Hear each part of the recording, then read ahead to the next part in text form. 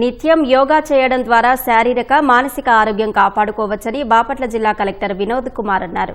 బాపట్ల మండలం నగరవనంలో నిర్వహించిన యోగాంధ్ర కార్యక్రమంలో సుమారు 500 మంది అధికారులు, స్థానికులు యోగాసనాలు చేశారు. ఆరోగ్యవంతమైన జీవనానికి యోగా ఉత్తమమైన మార్గమని కలెక్టర్ పేర్కొన్నారు. మరోవైపు మార్కాపురం జిల్లా గిద్దలూరు మండలం కంభం చెరువు కట్టపై yoga for one earth one health అనే కార్యక్రమంలో ఎమ్మెల్యే ముత్తుముల అశోక్ రెడ్డి, కలెక్టర్ విజయ సునీత పాల్గొన్నారు. యోగా అనేది కేవలం వ్యాయామం కాదని, సానుకూలమైన సమతుల్యమైన జీవితానికి మార్గదర్శకమని ఎమ్మెల్యే తెలిపారు. యోగా మాస్టర్ల యొక్క సూచనలతో ఈ యోగా చాలా ఆహ్లాదకరంగా చక్కటి వాతావరణంలో జరిగింది. చాలా మంది అధికారులు, స్థానికులు, వాకర్స్ అందరూ కూడా పాల్గొనడం చాలా సంతోషంగా ఉంది.